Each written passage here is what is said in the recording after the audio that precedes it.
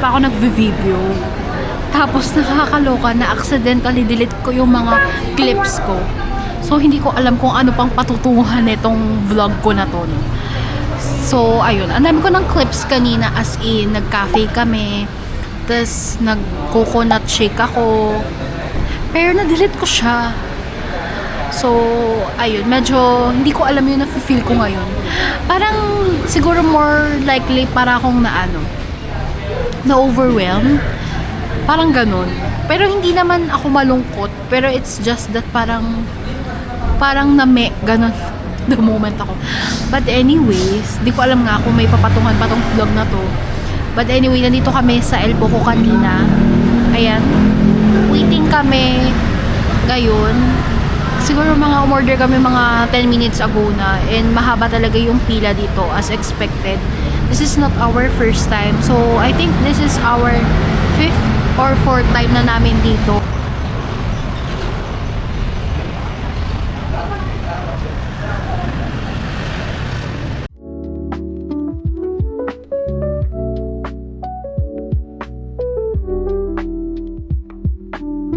Alam niyo ba, bumili ako ng ganitong hot sauce. Pero hindi kasi siya yung hot sauce na maanghang talaga. Parang mild na maanghang lang siya na type of hot sauce.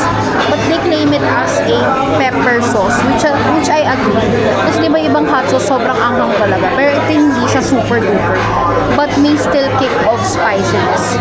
I like this one. Bumili ako nito sa Shopee. So ito yung ginagamit kong hot sauce sa bahay. Ito yung in-order ko. This is naked burrito chicken. This is my first time to order this one. And it looks good. Meron siyang tortilla chips. Also has java rice, I think so. This may chicken. Since fan nga ako ng chicken, kaya chicken yung kinuha kong meat. And may mga veggies. So wala pa yung iba naming order. So try naman natin yung quesadilla. Ano to? Pork to. Na-try ko before chicken, which is yung favorite ko. Since may nga ako sa chicken. So let's try this one. Actually, mas gusto ko yung naked burrito kaysa sa hindi naked. Kasi yung burrito na nakarap, parang medyo may umay siya for my preference. Sana naririnig nyo. So it came with this sauce. Tapos meron din salsa.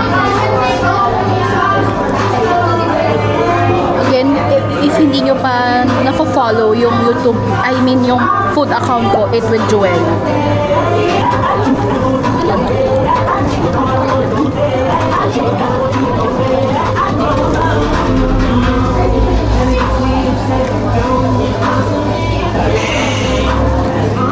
Mainit.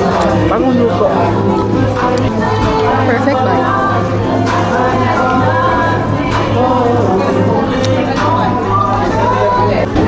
Let's eat. Since mahilig ako sa maanghang, lalagyan ko siya ng pepper sauce na pinakita ko. Sana naririnig ko at hindi ako makapiright.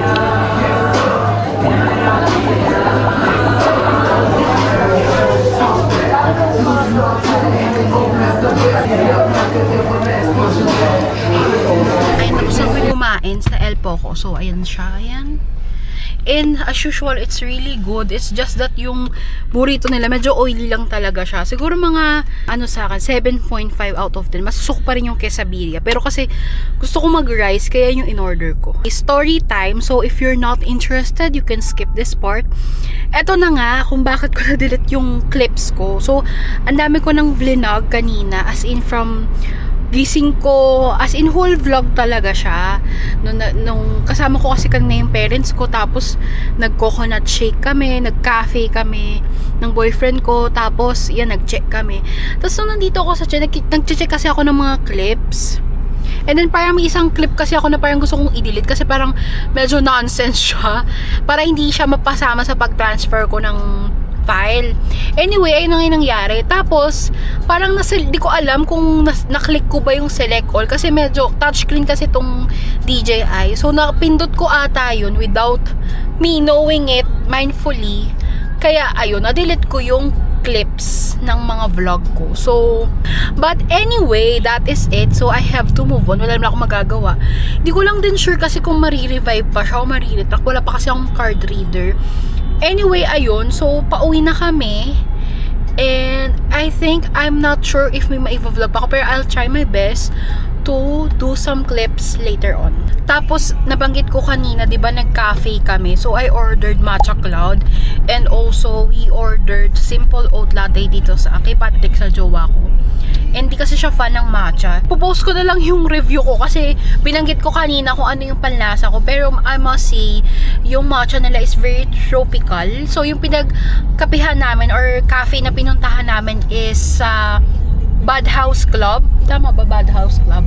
Bad House Club Cafe. Tapos sa tabi niya, na totally tabi, as in yung gilid nung cafe is nagtitinda sila ng mga skincare, Korean skincare meron, and also Japanese brand. Pero medyo onti lang yung Japanese. Mas maraming Korean skincare. Wait, buksan ko lang yung ilaw for a while para makita nyo yung face card ko.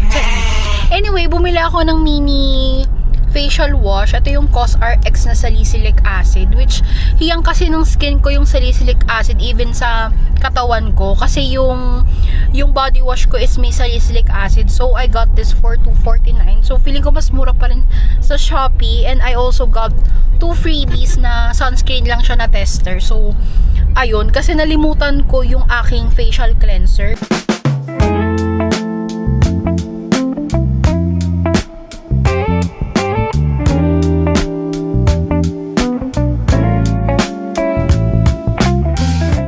So, we are now at home and mabilis lang yung naging biyahe namin kasi wala namang traffic. So, tomorrow is Monday. And alam nyo ba, nakakatawa kasi akala ko hindi ko nadala yung cleanser ko. Like, nakalimutan ko talaga siya at all. Yun pala, nandito pala siya. Ayan, nadala ko pala siya. Ito kasi currently yung ginagamit kong cleanser. Binili ko siya for the reason na naiwan ko yung cleanser ko na Claire's, yung favorite kong cleanser. So, bumili ako nito pansamantala sa Watson's, malapit sa amin. Kasi, nagamit ko na to before, which is hiyang ko naman siya. Pero like, top 2 ko lang siya sa mga gusto kong cleanser. So, ito siya. Ngayon, bumili ako, di ba, nag-Bad House Club nga kami kanina. So, tabi niya is mga skincare. Bumili ako nito, yung COSRX. The thing is, ang dami ko ng cleanser, nakakaloka. That pala, chinek ko muna yung bag ko, kung nandun pa talaga yung cleanser ko. At konti na lang na meron ako is toner, which is ito yung current toner na ginagamit ko. This is from Muji. Ganyan siya kalaki. I think this is, di ko alam kung ilang ml to. Parang 100 ml or more than that. Kasi malaki talaga siya, no? Halos kasing haba na siya ng mukha ko.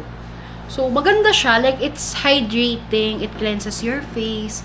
Pero I want something more na makaka-help din sa mga acne ko. Kasi may meron talaga akong bad skin day. Like, ang dami kong breakout. Hindi naman super dami. Pero, gets yun na yun, di ba? Pag babae kayo, tas dumating na yung period, yung time of the month, nag-breakout talaga yung ano. So, ayun, that's that. I think maliligo na ako later on kasi medyo mainit. And medyo, kita niyo naman yung face ko, di ba? Pwede na magprito ng itlog. Ito lang yung outfit ko ngayon kahit wala naman nagtatanong. So, yung t-shirt kong to is from H&M. Nabili ko na siya before pa. I think pre-pandemic ko pa ata ito nabili. And maganda yung tela niya. Ayan o. Parang siyang corduroy.